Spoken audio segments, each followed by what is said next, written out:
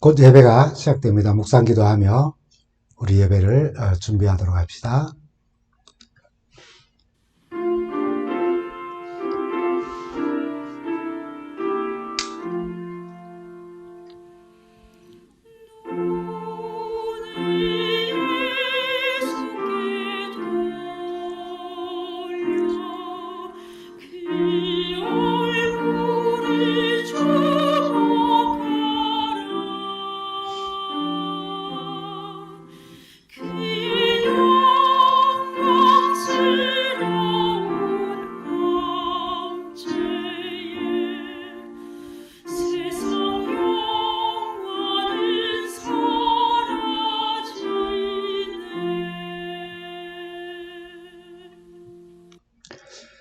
성도 여러분, 한 주간 동안 잘 지내셨습니까?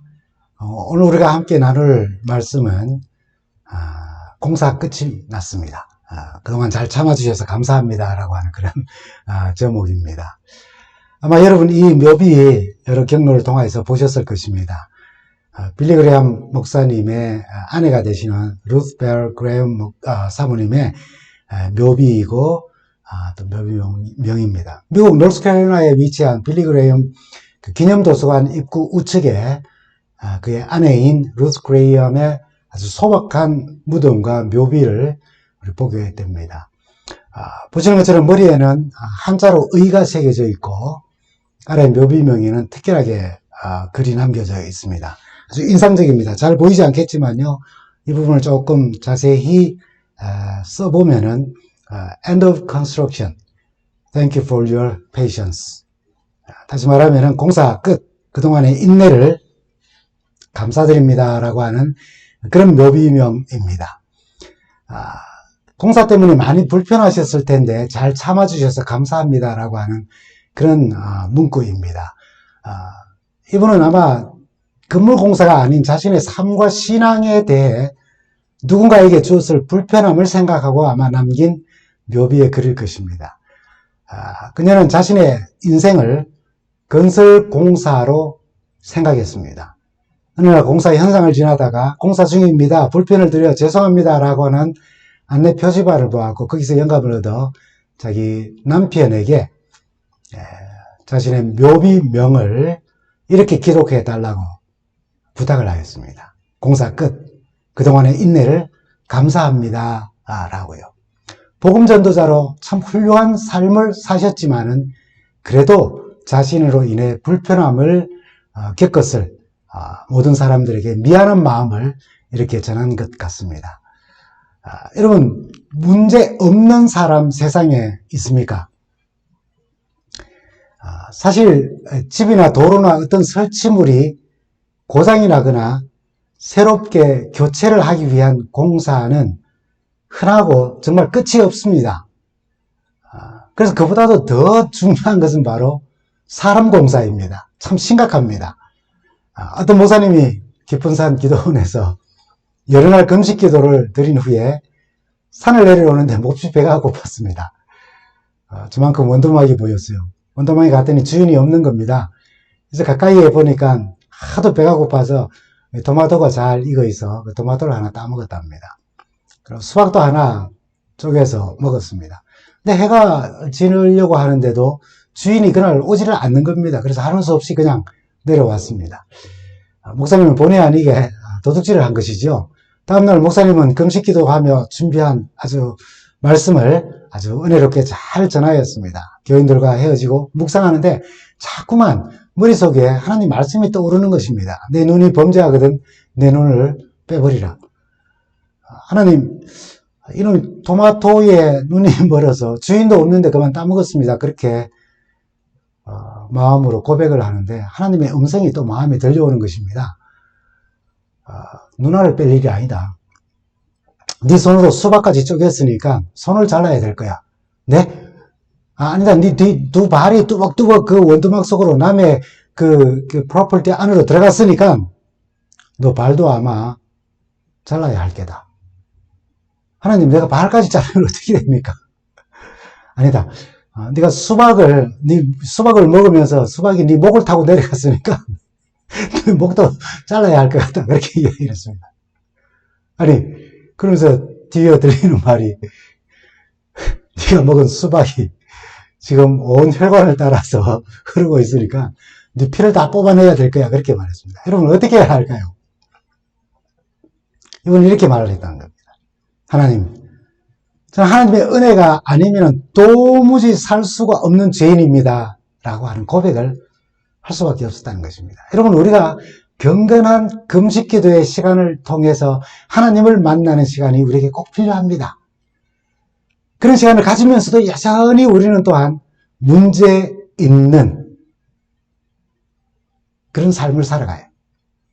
여전히 욕심이 나고, 여전히 남의 것을 탐하게 되고, 여전히 거짓말을 하게 되고, 그러면서 모르는 척 또 정직하게 산 것처럼 그런 모습을 보이며 우리가 살아간다는 것입니다.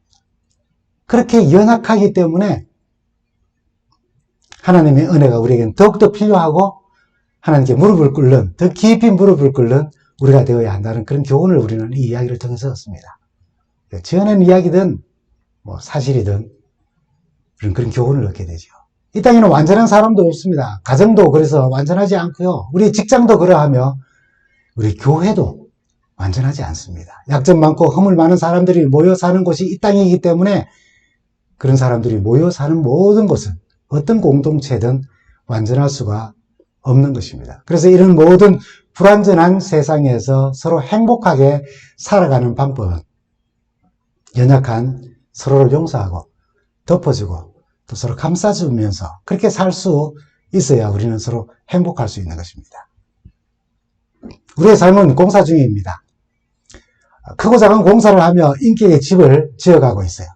많은 시련들을 견디면서 넘어지기도 하고 또 그것을 견디지 못하여서 또 힘든 시간을 보내면서 신앙의 집을 우리는 짓고 있어요. 이러한 연약함, 뜯어 고칠 것이 많은 사람들이 모인 곳이 바로 교회입니다. 그래서 건물을 참 잘 지어 멀쩡하지만 그 안에 그 교회를 구성하고 있는 우리 모두는 여전히 공사 중인, 인격의 공사 중인, 신앙생활의 공사 중인 그런 삶을 우리가 살아가고 있다는 것입니다. 또한 여러분, 문제 없는 교회 있습니까? 문제 없는 교회 없습니다. 왜 그럴까요? 문제 없는 사람들이 없기 때문입니다. 그런 사람들이 모여서 교회를 구성하고 있기 때문에 문제 없는 교회란 사실 없는 거예요. 우리가 종종 이상적인 교회에 대해서 말하지만은 문제가 없다는 뜻은 아닙니다. 문제를 가지고 있지만은 그 문제를 어떻게 잘 다루며 서로 협력하여서 신앙생활을 잘 하는가, 또 교회 사명을 잘 이루어가는가 하는 것, 그것을 우리는 이상적인 교회 모습으로 삼고 이야기하고 또 그리를 향하여 우리는 나아갑니다. 종종 교회를 몸을 이렇게 씻는, 더러운 우리의 몸을 씻기는, 또 그렇게 씻기 위하여서 찾아가는 목욕탕, 또는 아픈 곳을 치료하기 위해서 찾는 병원으로 비유하기도 합니다. 이상적인 목욕탕은 그럼 너무 깨끗하여 씻을 필요가 없는 사람들이 모여서 자신들이 깨끗하다는 것을 자랑하는 곳이 이상적인 목욕탕입니까? 그래서 때가 좀 나오는 사람들을 보면은 때 나온다고 비난하고 아주 멀리하는 그게 바로 이상적인 목욕탕일까요? 제가 군에서 유격훈련을 일주일간 마치고 일주일 동안 씻지도 못하고 땀을 뻘뻘 흘렸던 그런 훈련의 과정을 거치고 돌아왔을 때 부대장이 바깥 목욕탕에서 씻고 오도록 배려를 해주었습니다. 그래서 한 그룹이 이렇게 목욕탕 찾아갔죠. 목욕탕 주인이 우리를 보더니 굉장히 난감해 하는 겁니다. 그러더니 우리가 지나간 자리를 따라다니면서 그때 당시 확실히 제가 봤습니다. F킬러, 그 스프레이지요. 모기 잡는 스프레이, 파리 잡는 스프레이를 뿌려대는 것입니다. 우리의 땀 냄새보다도 더 강한 냄새를 풍겨서 우리 냄새를 다른 사람에게 감추려고 했던 것이죠. 그러나 우리를 쫓아내지는 않았습니다. 왜죠? 그게 우리 같은 사람들이 가야 하는 그런 목욕탕이니까요. 이상적인 병원은 아픈 것이 하나도 없는 건강한 사람들이 왔다 갔다 하면서 아픈 사람들이 그곳을 찾아오면은 비난하고 핀잔을 주는 그런 병원일까요? 의사가 치료하는 대신에 병들었다고 핀잔을 주면서 그렇게 살면 안 된다고 말하는 치료도 하지 않고. 그런 병원이 이상적인 병원일까요? 이 비유를 교회에 연결해서 우리가 생각하면 아무 죄 없는 완전한 사람들만 모여서 죄인들을 비난하는 곳이 이상적인 교회가 아니라는 것입니다. 우리는 이미 주님의 비유 중에 바리새인과 세리의 기도하는 성전 모습에서 그게 아니라는 사실을 우리는 너무나도 잘 알고 있어요. 바리새인은 자신의 의를 자랑하며 기도 가운데 세리를 비난하고 있었습니다. 세리를 정죄하는 것입니다. 그 장면이 우리에게 얼마나 불편하게 들립니까? 사도 바울의 교회론을 우리는 에베소서를 통하여서 보게 됩니다. 어떤 사람은 에베소서를 가장 좋아한다고 말합니다. 어떤 사람들은 이 에베소서 강해를 읽으며 자신의 마지막 삶을 정리하였다고 하는 사람들도 있습니다. 어떤 사람은 핸델이 영감을 받아서 무릎 꿇고 할렐루야를 작곡했다면 바울은 영감을 받아 무릎 꿇고 교회가 무엇인가 생각하며 성령의 감동을 받아 에베소서를 기록했다고 그렇게 말하곤 합니다. 많은 분들이 에베소서를 참 사랑합니다. 당시 소아시아 여러 교회들 가운데 에베소는 이상적인 교회가 될 수 있는 여러 가지 많은 소질들을 또 배경을 갖춘 교회라고 할 수 있습니다. 설립자가 사도 바울이었어요. 바울이 전도 여행을 하며 잠깐 있으며 교회를 설립한 후에 다른 곳으로 이동했어요. 그러나 유독 이 에베소 교회만큼은 그가 설립한 후 3년 동안 그곳에서 목양을 한 교회입니다. 위치적으로도 소아시아 지역의 교통의 중심지로서 당시 7대 불가사의 중에 하나인 다이아나 신전이 있다고 하죠. 그만큼 문화의 중심지였고 그만큼 큰 도시들 가운데 또 하나였으며 교통의 중심지이기도 했습니다. 그런데 에베소 교회는 어떤 교회였을까요? 바울이 3년 동안 목양을 했으니까 완전한 교회였을까요? 온전한 교회론을 거기에서 바울이 가르쳤으니 그 교회가 온전했을까요? 그렇지 않습니다. 에베소서에는 에베소 교회, 아니 세상 모든 교회에 나아갈 방향을 잘 제시하고 있어요. 그 내용들은 참 감동적이며 교회를 구성하는 한 일원으로서 우리의 마음가짐과 우리의 신앙생활을 아버지 매번 돌아보게 하는 것이 바로 에베소서입니다. 바울은 누구의 이름을 거론하거나 어떤 사건을 기록하면서 이런 문제들은 이렇게 해결하라라고 구체적으로 권면하지는 않지만은 우리의 신앙을 돌아보게 하는 말씀들. 예를 들면은 이방인과 유대인은 모두 그리스도 안에서 하나라는 권면은 역으로 당시 에베소 교회 안에 있는 갈등의 문제들이 이방인과 유대인 사이에 있었다는 사실을 우리는 생각해 볼 수 있어요. 바울은 에베소 교회를 구성하고 있는 성도들, 그 중에서 이방인과 지금 우리 모두에게, 그리고 기존에 유대인들에게 했던 것처럼 기득권을 가지고 있는 그리스도인들에게 대하여서 이렇게 말합니다. 특별히 이방인들에 대하여서 에베소서 2장 12절에 있는 말씀입니다. 그때 여러분은 그리스도와 상관이 없었고 죄송합니다. 이스라엘 공동체에서 제외되어서 약속의 언약과 무관한 외인으로서 세상에서 아무 소망 없이 하나님도 없이 살았습니다. 라고.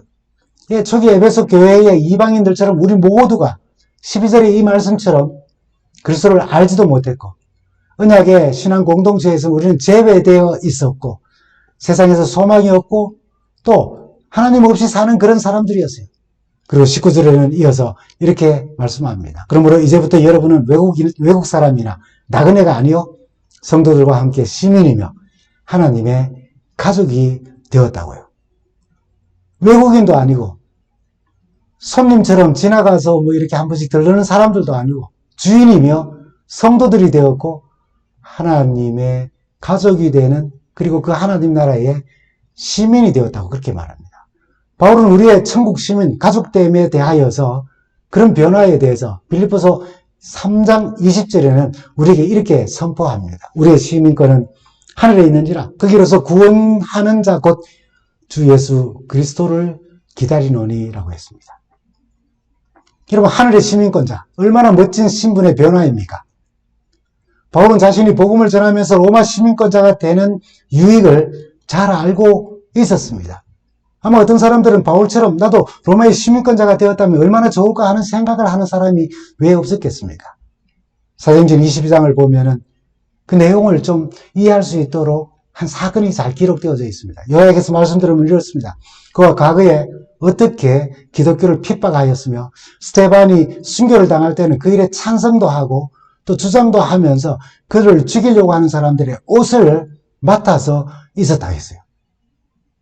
그리고 기독교인들을 잡으러 이방 땅인 다메섹에까지 그들을 박멸하러 가는 도중에 예수님을 만나고 눈이 어두워졌을 때 아나니아라고 하는 유대 지도자를 통하여서 눈을 뜨고 하나님께서 그에게 사명을 주시기를 내가 너를 멀리 이방 사람들에게로 보내겠다 하셨다는 그런 간증을 나누자 사람들이 바울의 말을 여기까지 듣고 있다가 그 복음을 전하는 것이 죽도록 싫었던 그들이 하나님의 부르심과 주신 사명으로 그렇게 복음을 전한다고 하니까 이런 자는 없애버려야 한다고, 살려두면 안 된다고 소리를 지르며 그를 붙잡았습니다.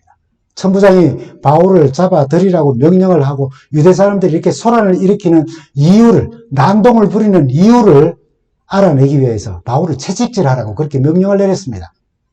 백부장이 사람들을 데리고 그를 이제 채찍질을 하려고 할 때 바울은 백부장에게 이렇게 말합니다. 로마의 시민을 유죄 판결도 내리지 않고 매질을 하는 법이 어디에 있어? 라고 이렇게 세 분에게 있는 대로 말씀드리면 이렇게 말했어요. 백부장이 아주 기겁을 하고 천부장이라고 달려가서 어떻게 할까요? 이 사람 로마 시민입니다. 라고 그렇게 알렸습니다. 천부장이 바울에게 달려와서 확인을 합니다. 나는 돈을 많이 들여서 로마의 시민권을 얻었어. 라고 그렇게 이야기하자 사도 바울은 나는 나면서부터 로마의 시민입니다. 라고 그렇게 대답을 했습니다. 이 사건을 통해서 천부장이 가진 그 마음을, 그 심정을 이렇게 사도행전 22장 29절에는 이렇게 표현을 합니다. 천부장도 바울이 로마 시민이라는 사실을 알고는 그를 결박해 놓은 일로 두려워하였다라고요.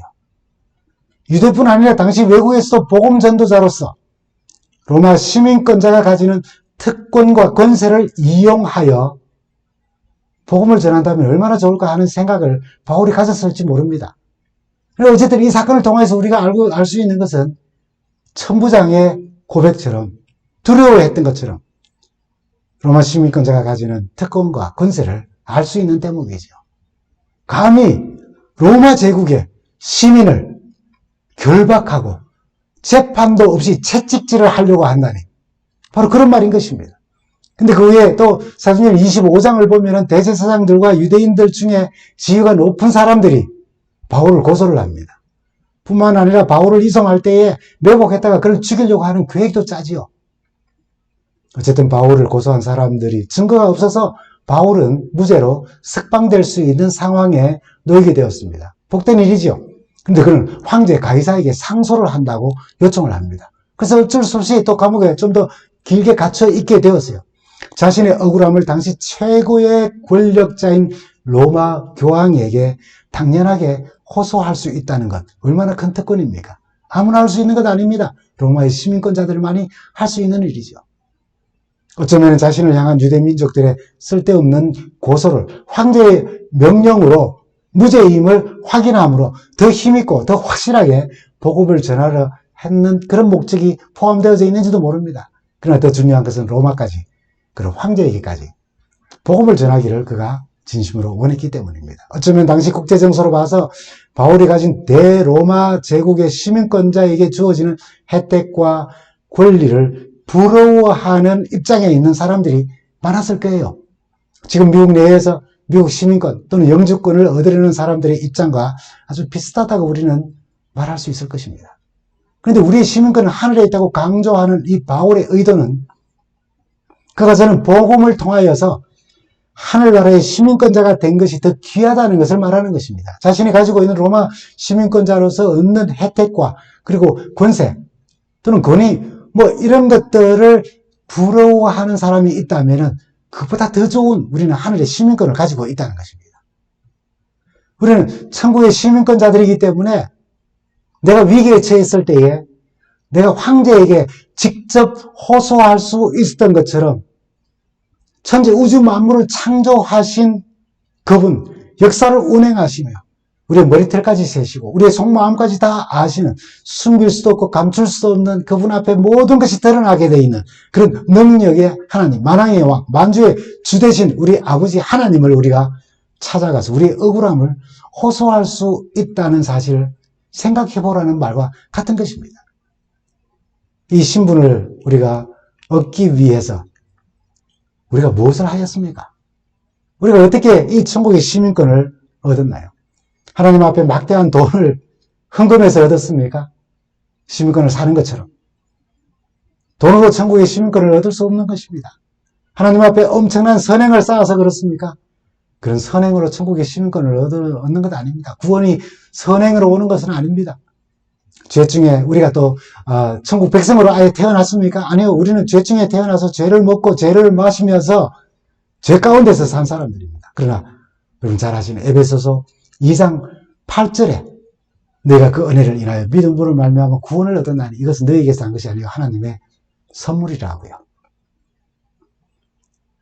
이 바울이 이야기하는 그 은혜와 그 구원과 그 하나님의 선물에 대하여서 여러 가지로 설명될 수 있겠지만은 그 중에 하나가 조금 전에 읽었던 19절에 잘 설명되어져 있음을 우리가 볼 수 있습니다. 이제부터 여러분은 그 은혜로, 그분의 선물로, 그분의 사랑으로 이제 우리는 외국 사람이나 나그네가 아니요 성도들과 함께 하늘의 시민이며 하나님의 가족입니다라고 선언하는 것입니다. 그럼 우리 모두는 하나님의 가족입니다. 그러나 그 어느 누구도 로마의 시민권을 가졌다고 황제의 가족이 될 수 있는 것 절대로 아닙니다. 아무도 시민권자라고 황제의 가족이 되지 않습니다. 혈통을 가지고 태어나야 합니다. 황제의 혈통 말입니다. 그러나 사도 바울은 하나님의 은혜로 우리가 하나님의 가족이 되었다고 말하는 거예요. 요한복음 1장 12절과 13절 우리가 너무나도 잘 아는 말씀이죠. 영접받은 자 곧 그 이름을 믿는 자들에게는 하나님의 자녀가 되는, 그 가족이 되는 권세를 다 주셨는데 이것은 혈통으로 되는 거 아니라 그랬어요. 육정으로 되는 거나 사람의 뜻으로 되는 것이 절대로 아니라고 하시는 것입니다. 오직 하나님께로부터 난 자들이기 때문에 그렇다고 이야기하는 것입니다. 이렇게 하나님의 크신 은혜와 우리의 믿음으로 하나님의 가족이 되었습니다. 근데 여러분 한번 생각해 보십시오. 우리가 다 하나님의 가족이 되었지만은 현실은 어떻습니까? 이런 신분의 변화가 우리를 한순간에 확 바꾸어 놓던가요? 그러면 얼마나 좋겠습니까?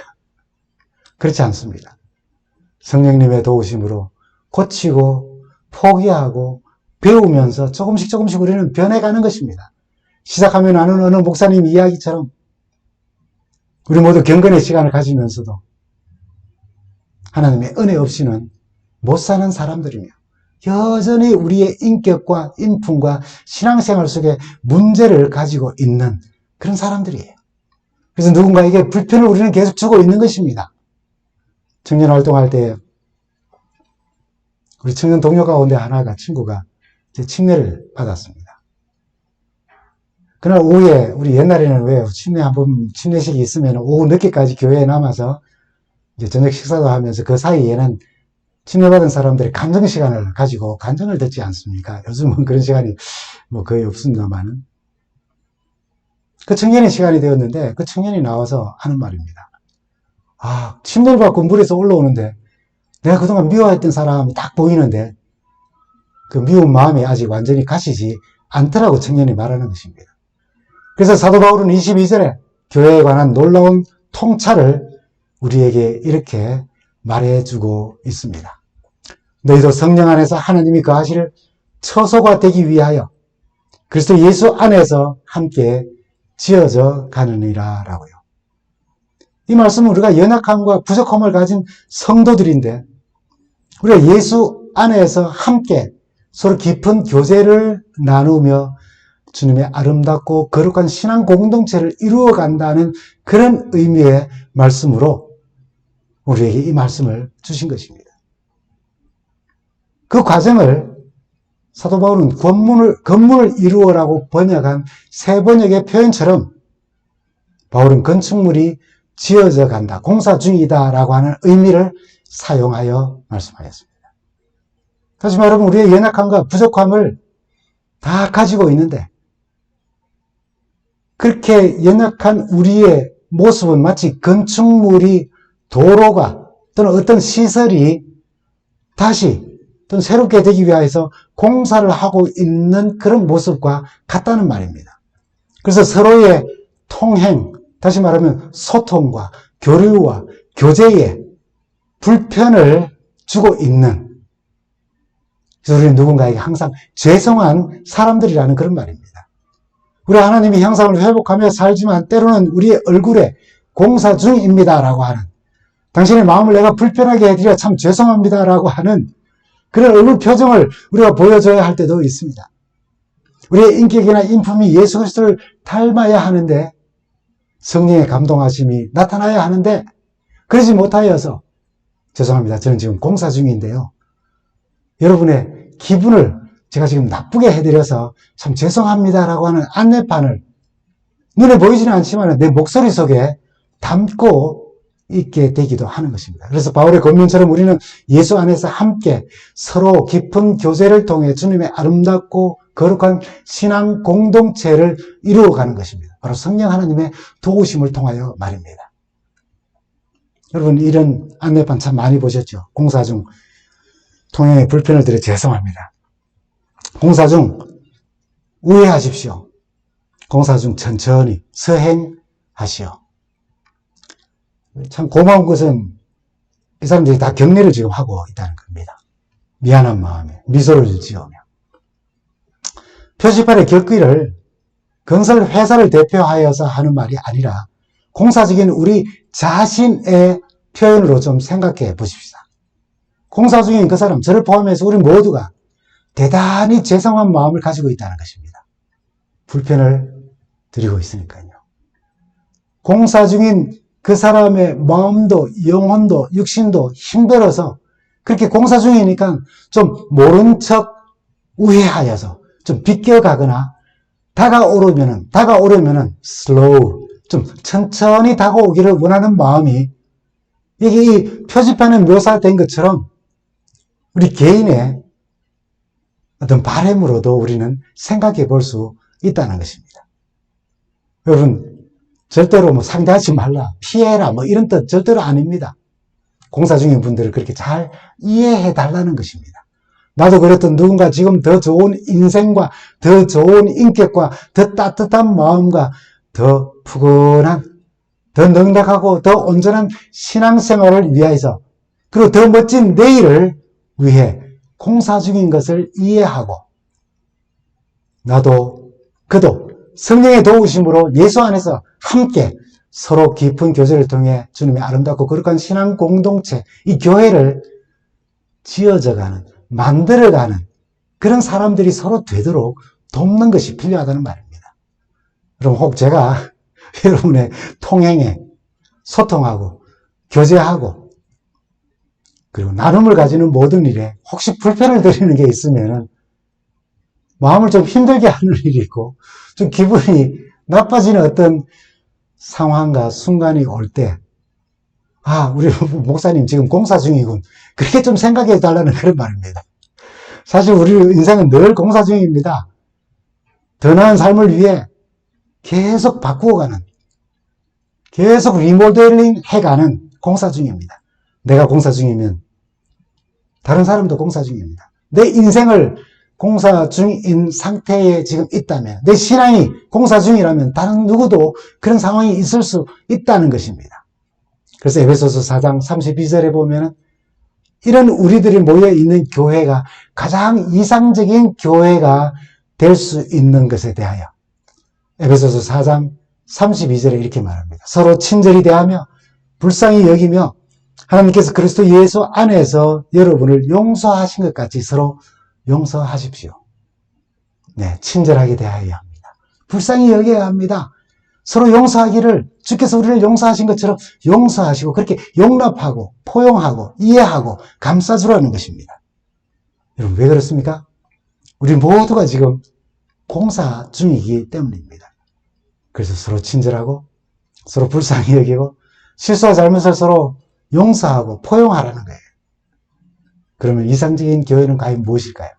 문제가 없는 완전한 교회가 아니라 소가 가진 문제와 상처와 아픔과 모난 기질들에 대하여 우리는 아직도 공사 중이야 라고 하는 그런 마음가짐을 가지고, 그런 이해를 가지고, 그럼에도 서로의 아픔을 감싸주고 용납하고 또 이해할 수 있는 그런 공동체, 그렇게 성령의 도우심으로 예수 안에서 함께 서로 깊은 교제를 통하여 새로운 하나님의 전으로 지어져 가는 그런 공동체가 이루어가도록 서로를 돕는 것입니다.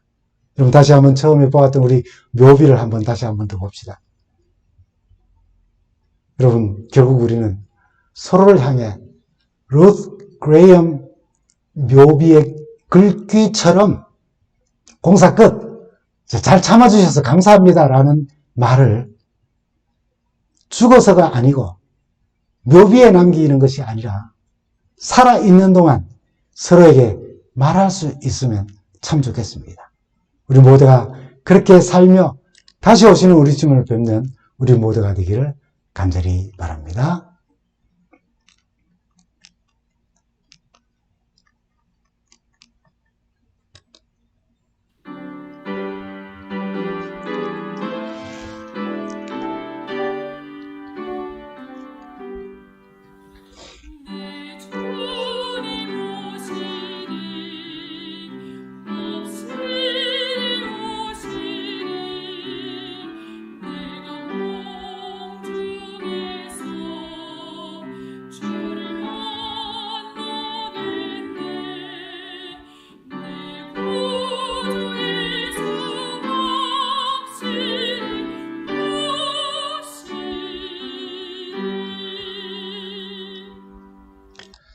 우리 주님과 동행하며 행복하고 즐거운 한 주간 되시기를 바랍니다. 감사합니다.